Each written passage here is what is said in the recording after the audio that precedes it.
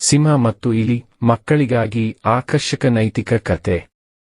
ಸಿಂಹ ಮತ್ತು ಇಲಿಯ ಕಥೆಯು ಚಿಕ್ಕ ಮಕ್ಕಳಿಗೆ ಉತ್ತಮ ನೈತಿಕ ಕಥೆಗಳಲ್ಲಿ ಒಂದಾಗಿದೆ.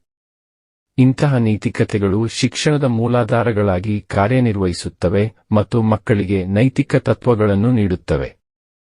ಸಿಂಹ ಮತ್ತು ಇಲಿಯ ಕಥೆಯು ಪ್ರಾಣಿಗಳ ಗುಣಲಕ್ಷಣಗಳು ಮತ್ತು ಕ್ರಿಯೆಗಳನ್ನು ವಿವರಿಸುತ್ತದೆ. ಇತಿಹಾಸದಲ್ಲಿ ಪ್ರಾಣಿಗಳು ಮಾನವ ಗುಣಲಕ್ಷಣಗಳೆಂದು ತಿಳಿದಿರುವ ನಡವಳಿಕೆಗಳನ್ನು ಪ್ರದರ್ಶಿಸುತ್ತವೆ. ಒಂದು ನೀತಿಕತೆಯನ್ನು ವಿವರಿಸುತ್ತಾ, ಇದು ಪ್ರಾಣಿಗಳ ನೈತಿಕತೆಯ ಬಗ್ಗೆ ಪಾಠವನ್ನು ಕಲಿಸಲು ಹೇಳುವ ಸಣ್ಣ ಕಥೆಯಾಗಿದೆ. ಒಂದಾನೊಂದು ಕಾಲದಲ್ಲಿ ದಟ್ಟವಾದ ಅಮೆಜಾನ್ ಮಳೆಕಾಡಿನಲ್ಲಿ ಸಿಂಹ ವಾಸಿಸುತ್ತಿತ್ತು. ಅವನು ತನ್ನ ಪಂಜೆಗಳ ಮೇಲೆ ತನ್ನ ದೊಡ್ಡ ತಲೆಯನ್ನು ಇರಿಸಿಕೊಂಡು ಮಲಗಿದ್ದಾಗ ಒಂದು ಸಣ್ಣ ಇಲಿ ಅನಿರೀಕ್ಷಿತವಾಗಿ ದಾಟಿ ಸಿಂಹದ ಮೂಗಿಗೆ ಅಡ್ಡಲಾಗಿ ಓಡಿತು.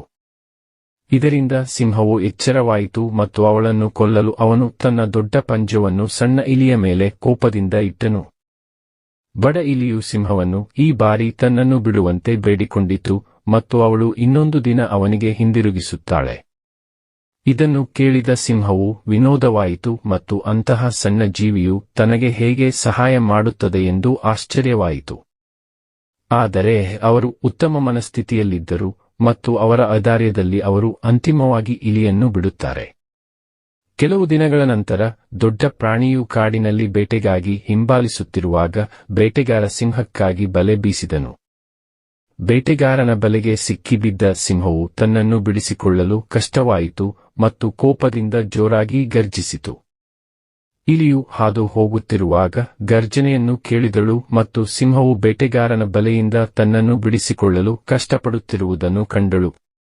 ಚಿಕ್ಕ ಜೀವಿಯು ಸಿಂಹದ ಬಲೆಯ ಕಡೆಗೆ ವೇಗವಾಗಿ ಓಡಿ ಅವನನ್ನು ಬಂಧಿಸಿತು ಮತ್ತು ಬಲೆಯನ್ನು ಹರಿದು ಹೋಗುವವರೆಗೂ ತನ್ನ ಚೂಪಾದ ಹಲ್ಲುಗಳಿಂದ ಬಲೆಯನ್ನು ಕಡಿಯಿತು. ನಿಧಾನವಾಗಿ ಬಲೆಯಲ್ಲಿ ಒಂದು ದೊಡ್ಡ ರಂಧ್ರವನ್ನು ಮಾಡಿದಳು ಮತ್ತು ಶೀಘ್ರದಲ್ಲೇ ಸಿಂಹವು ತನ್ನನ್ನು ಬೇಟೆಗಾರನ ಬಲೆಯಿಂದ ಬಿಡಿಸಿಕೊಳ್ಳಲು ಸಾಧ್ಯವಾಯಿತು. ಸಿಂಹವು ತನ್ನ ಸಹಾಯಕ್ಕಾಗಿ ಪುಟ್ಟ ಇಲಿಗೆ ಧನ್ಯವಾದ ಹೇಳಿತು ಮತ್ತು ಇಲಿಯು ತನ್ನ ಜೀವವನ್ನು ಉಳಿಸಿದ್ದಕ್ಕಾಗಿ ಅಂತಿಮವಾಗಿ ಸಿಂಹಕ್ಕೆ ಮರುಪಾವತಿ ಮಾಡಿರುವುದನ್ನು ನೆನಪಿಸಿತು. ಇದಾದ ನಂತರ ಸಿಂಹ ಮತ್ತು ಇಲಿಗಳು ಒಳ್ಳೆಯ ಸ್ನೇಹಿತರಾದರು ಮತ್ತು ಕಾಡಿನಲ್ಲಿ ಸಂತೋಷದಿಂದ ವಾಸಿಸುತ್ತಿದ್ದರು.